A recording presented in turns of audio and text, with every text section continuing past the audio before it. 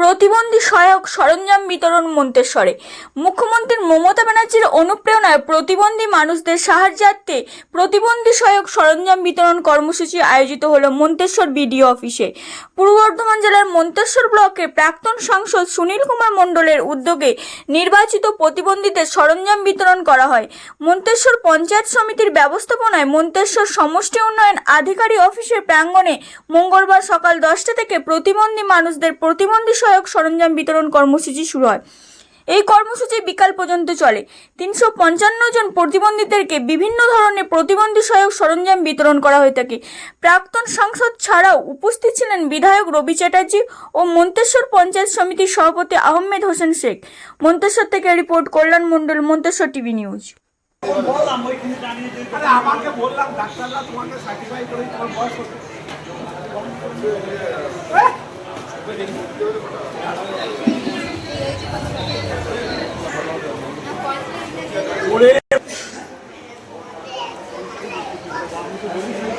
আমার মোটর গাড়ি যদি পাশে না ব্যাপারটা হচ্ছে যে কারণ আমি স্যাংশন হয়ে গেছি।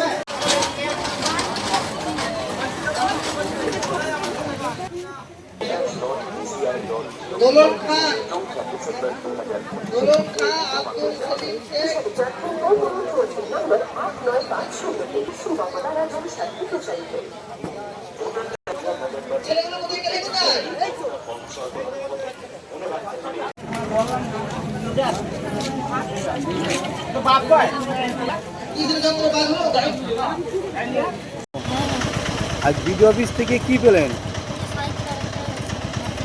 লাঠি পেজ কারা দিল? হ্যাঁ হ্যাঁ, আপনার নাম কি? আপনি যে পেয়েছেন এতে আনন্দ হয়েছে? তাহলে আপনি কি কি পেলেন? সাইকেলটা কি সাইকেল? হ্যাঁ, হাতে প্যাডেল করা নাকি? কি নাম আরেকবার বলুন? বাড়ি?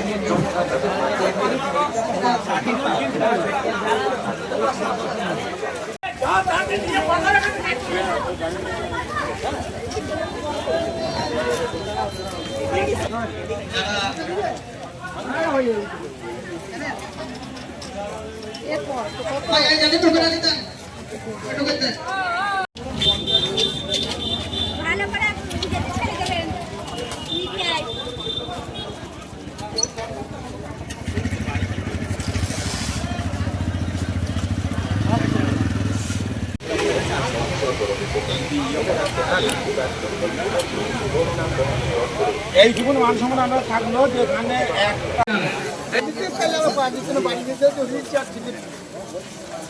সর্বজন শ্রদ্ধেয় বিধায়ক মহাশয়কে জানানো হচ্ছে অসংখ্য ধন্যবাদ।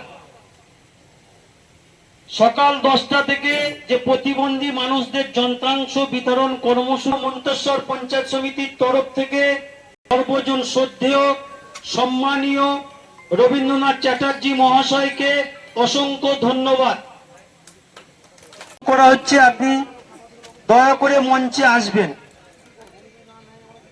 অনুরোধ করছি।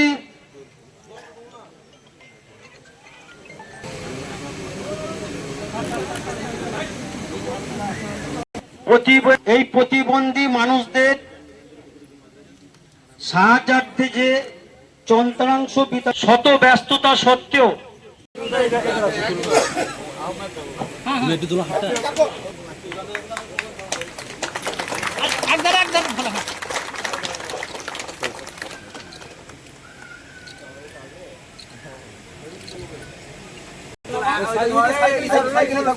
আস্তে সাইকেল নামিয়ে নাও।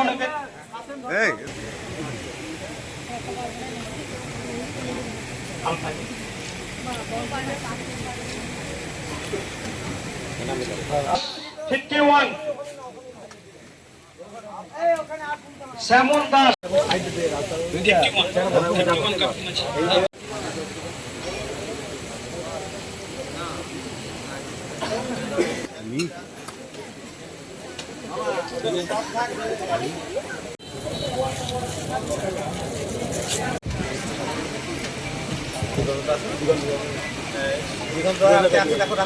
দিগন্ত ডাক করা হচ্ছে, আপনি দয়া করে মঞ্চে আসবেন অনুরোধ করছি।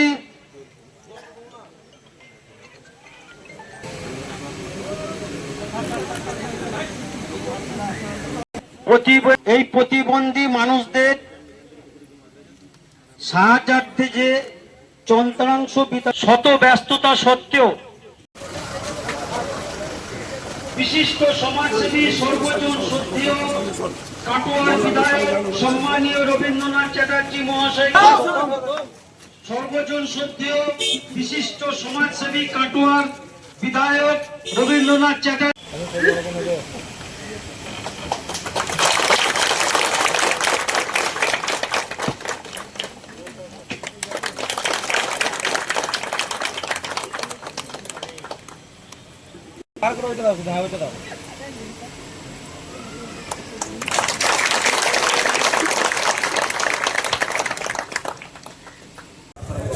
সকাল থেকে বসে আছি 10টা থেকে বসে থাকার পর আহমদ ভাইকে যখন বলা হলো, কাটোয়ার বিধায়ক যখন এলো রবীন্দ্রনাথ চ্যাটার্জি, তখন বলা হলো, তখন তেনারা রাজি হলো।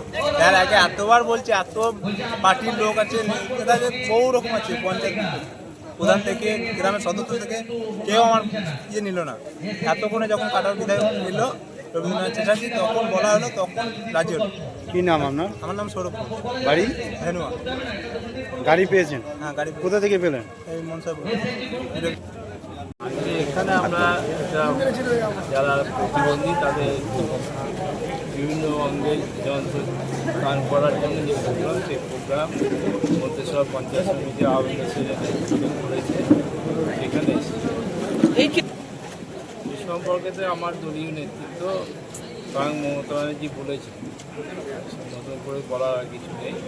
প্রকৃতপক্ষে এসআইআর করার জন্য যে সময়ের প্রয়োজন হয়, 2002 সালে হয়েছিল, 2 বছর প্রায় লেগেছিল, সেই সময় নেই। 2 মাসের মধ্যে এসআইআর কাজ করতে গিয়ে অনেক ক্ষেত্রেই দেখা যায় যে অনেক যারা বৈধ ভোটার তাদের বাদ দেওয়ার চেষ্টা হবে।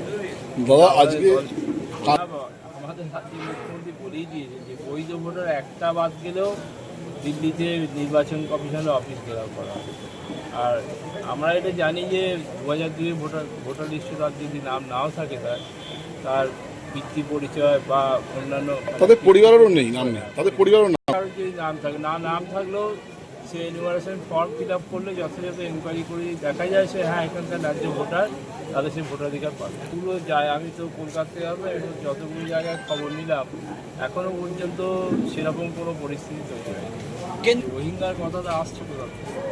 রোহিঙ্গা মায়ানমারের মূলত যারা বাসিন্দা তারা বৌদ্ধ ধর্ম পালন করে, সেখানে কিছু মুসলিম সম্প্রদায়ের লোক, সেই লোকগুলোকে মারধর করে বৌদ্ধ ধর্মের লোকরা তাড়িয়ে দিয়েছে। তার সংখ্যা হলো সব মিলিয়ে 17 লক্ষ। তার মধ্যে বাংলাদেশের চট্টগ্রামে বা আশেপাশে 10 লক্ষর মতো মানুষ যারা বাস করেন, যাদেরকে রোহিঙ্গা বলা হয়।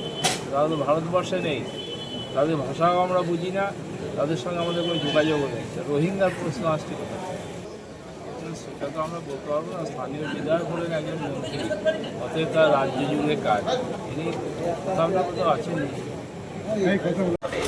আজকে আমাদের মন্তেশ্বর বলো,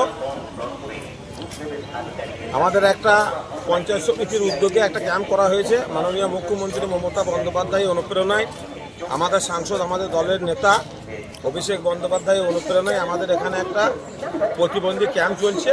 প্রায় 300 প্রতিবন্ধী এখানে উপস্থিত হয়েছে। হুইল চেয়ার থেকে শুরু করে, 3 চাকা সাইকেল থেকে শুরু করে, মোটর চালিত ভ্যান থেকে শুরু করে সমস্ত কানের মেশিন, ক্র্যাচ সবই এখানের থেকে বিতরণ করা হয়। মন্তেশ্বর বলো এলাকার সব মানুষ 300 প্রতিবন্ধী এখানে উপস্থিত। সরকারি মন্তেশ্বর বিডিও অফিসে 2024 সালের জানুয়ারি মাসে, তখন আমি সাংসদ ছিলাম, তখন আমি আমাদের আহমেদ আছে পঞ্চায়েত সমিতির সভাপতি ওর অনুরোধে আমরা ক্যাম্প করেছি। সেই ক্যাম্পে সরঞ্জাম দীর্ঘদিন আমরা সাংসদ না থাকাকালীন সমস্যার জন্য আমি দিতে পারিনি। পরবর্তী সময়ে এটাকে স্যাংশন করিয়ে আমি এই মালটা নিয়ে এসেছি আজ 4 দিন হলো। কি কি দিচ্ছে? সেই সব প্রতিবন্ধীদের যারা আমাদের মন্তেশ্বর ক্যাম্পে আমাদের কাছে ডাক্তারদের সামনে এসে পরীক্ষা নিরীক্ষা করে কে কী মাল পাবে যা নির্ধারিত হয়েছিল সেই সরঞ্জামগুলো নাম ধরে ধরে আমাদের লিস্টেড মাল এসে গেছে। আমরা সেইভাবেই সকাল থেকে বিক্রি করছি 10টা থেকে। কি কি দেওয়া? সমস্ত রকমের সরঞ্জাম, তার মধ্যে একটা সবচেয়ে মূল্যবান সরঞ্জাম দেওয়া হচ্ছে মোটর গাড়ি। মোটর গাড়ির মেরুনটাই হচ্ছে মেনলি 18 বছর থেকে 50 বছর বয়সের মধ্যে এবং যারা সুস্থ সবল, বিশেষ করে স্কুল ছাত্রছাত্রীদের এবং যারা চলাফেরা করতে অসুবিধা হয়, যার দাম প্রায় 80,000 টাকা, এবং যে সমস্ত প্রতিবন্ধীরা ব্যবসা বাণিজ্য করে খায়, কারোর উপর নির্ভরশীল নয়, এবং তাদেরকে মেনলি উদ্দেশ্য করে দেওয়া হচ্ছে। মোটর গাড়ি যা অনুমোদন করা হয়েছিল সেই হিসাবে আমাদের 18 জনকে দেওয়া হয়েছে মোটর গাড়ি। 18টা আমাদের মোটর ভেহিকেলস এসছে, নামে নামে এসছে এবং সেইভাবেই বিতরণ করা হয়েছে। মোট টোটাল প্রায় 355। ফান্ডটা কি আপনারই? না, এটা আমাদের গভর্নমেন্ট ফান্ড। এটা গভর্নমেন্ট ফান্ড, স্পেশালিভাবে আমি সাংসদ থাকাকালীন এটা আমাদের পার্লামেন্টে পাস করাতে হয়, সেইভাবে আমরা পাস করিয়ে আমি অনুমোদন করিয়েছি এবং সেটা ফাইন্যান্সে পাস করাতে হয়। ফাইন্যান্সে আমি রিসেন্ট মিনিস্টারকে বলে আমি পাস করিয়ে আমি এই মালটা কোথাকার শুধু মন্ত্রিসভা বিলের সব পাচ্ছে? মন্তেশ্বর, কাটোয়ার কিছু আছে, আর মেমারি 2-এর আছে। মানে এর আগে আমি দিয়েছি মেমারি 2-এর কিছু মানুষ নেয়নি, তাদেরকেও দেওয়া হয়। আর জামালপুরে দিয়েছি, রায়নাতে দিয়েছি, কালনাতে দিয়েছি, পূর্বস্থলী 1, পূর্বস্থলী 2-তে দিয়েছি, তারপরে আজকে মন্তেশ্বর, আর গত সপ্তাহে আমরা মেমারিতে দিয়েছি।